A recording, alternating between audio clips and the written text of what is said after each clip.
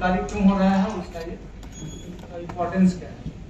तो सबसे पहला जो इम्पोर्टेंट चीज है कि आपको अवगत करा दें कि भारतीय संविधान के आर्टिकल 324 में इलेक्शन कमीशन को जो है वो पावर है, सबसे पहला पावर की इलेक्टोरल रोल वो बना सकता है, और दूसरा जो है आपको कि इलेक्शन का जो कंडक्ट होता है वो आर्टिकल 324 में उसको पावर है। उसके बाद जो है वो आर्टिकल 326 है जो संविधान का, उसमें स्पष्ट रूप से वर्णित है कि कौन जो है वो मतदाता हो सकता है। तो मतदाता होने के लिए जो है आपका वो 4 जो है वो शर्त है। सबसे पहला, जो भारत का नागरिक होना चाहिए। 326 जो संविधान का है उसमें जो है सबसे पहला शर्त है जो भारत का नागरिक होना चाहिए।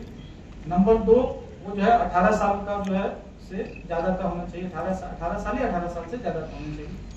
तीसरा जो है वो ऑर्डिनरी रेसिडेंट होना चाहिए किसी एरिया, ठीक है। और चौथा है कि किसी अन्य जो एक्ट में या किसी नियम से उसको जो है बाध्य नहीं किया गया हो और उसको हटाया नहीं गया हो मतदाता से। यही 4 नियम इस तरह जो है आप लोगों के माध्यम से जो है वो तथ्यों को जो है लोगों के बीच में पहुंचना चाहिए।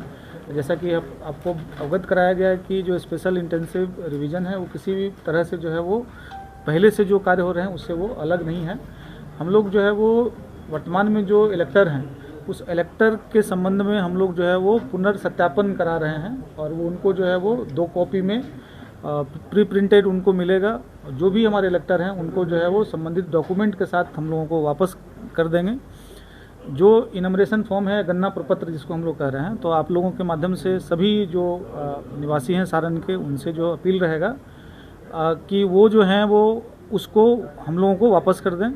जब वो गणना प्रपत्र हम लोगों को वापस कर देंगे तो उनका जो है ड्राफ्ट रोल में उनका जो है वो नाम आ जाएगा, और जो भी गणना प्रपत्र वापस करने का तिथि, अंतिम तिथि है वो 25 जुलाई तक उनको जो है वापस करना है।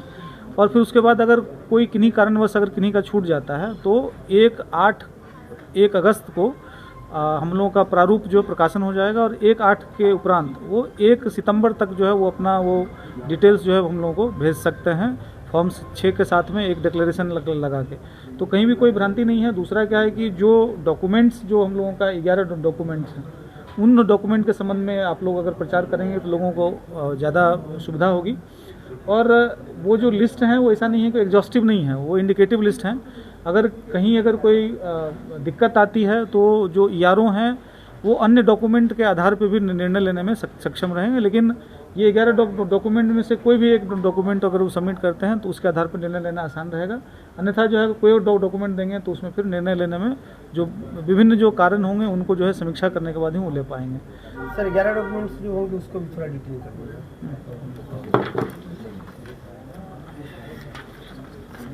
जो 11 डॉक्यूमेंट हैं वो आपको अवगत करा दे रहे हैं। सबसे पहला है कि केंद्रीय, राज्य और PSU के नियमित कर्मचारी, पेंशन भोगी को कोई अगर पहचान पत्र इशू हुआ होगा या पेंशन भुगतान का आदेश है वो है। दूसरा है कि सरकार, स्थानीय प्राधिकरण, बैंक, डाकघर, LIC, PSU द्वारा जो है वो भारत में 1/7/1987 से पूर्व निर्गत किया गया कोई भी पहचान पत्र और दस्तावेज। उसके उपरांत जो है सक्षम प्राधिकार द्वारा निर्गत जन्म प्रमाण पत्र, पासपोर्ट, मान्यता प्राप्त बोर्ड विश्वविद्यालय द्वारा जो है वो निर्गत मैट्रिकुलेशन शैक्षणिक प्रमाण पत्र। उसके उपरांत जो है वो सक्षम राज्य प्राधिकार द्वारा निर्गत अस्थायी निवास प्रमाण पत्र। उसके उपरांत वन अधिकार प्रमाण पत्र,